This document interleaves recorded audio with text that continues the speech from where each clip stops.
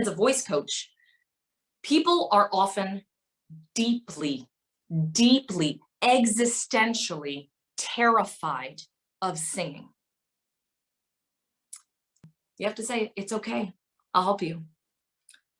Because people are terrified of either the bravery and vulnerability that's needed to produce sounds and risk personal rejection for being bad. Because you're not hiding behind a trombone or a piano or, a synthesizer or a production console. You're not hiding behind any of those things. You can blame those things when stuff goes wrong.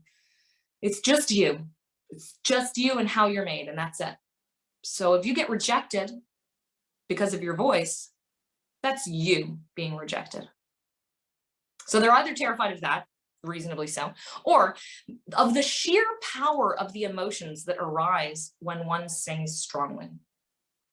And often it's a deeply entangled, simultaneous grief and elation. And that's real joy. And it's often totally overwhelming. So people are afraid, kind of for good reason, but they're afraid. So singing in worship is basically incremental exposure therapy to the terror of rejection of our physical person in a safe space where others are experiencing that as well. And to the kinds of emotions that are often too intense to be safely experienced as an individual. If we were overcome by that real joy, the entangled grief and elation, it would probably frighten us. But we can do it in worship because it's safe. So this is a really important principle.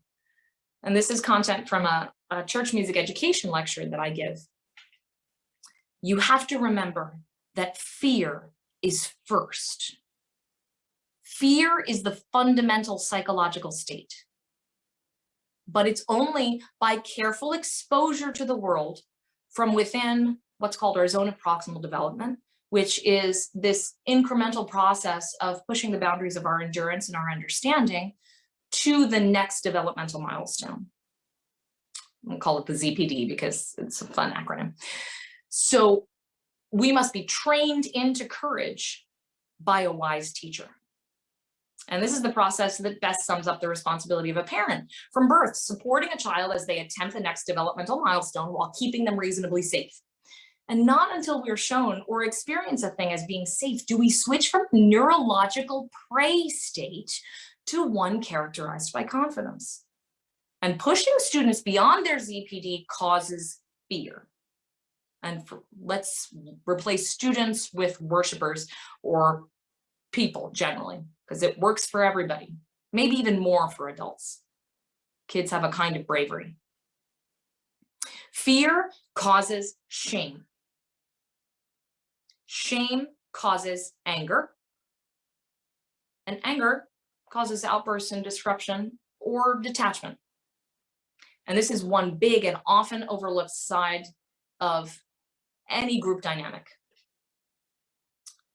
The other side is, of course, the frustration at having your ZPD undervalued, creating in a person the fear that their agency and ability are imaginary. Either way is a surefire recipe for poor rapport between people in a group, especially between leaders and their followers. So another reason that people are afraid is because of ineffective and untrained leadership. Generals have combat experience. It would be supremely irresponsible to put a person with no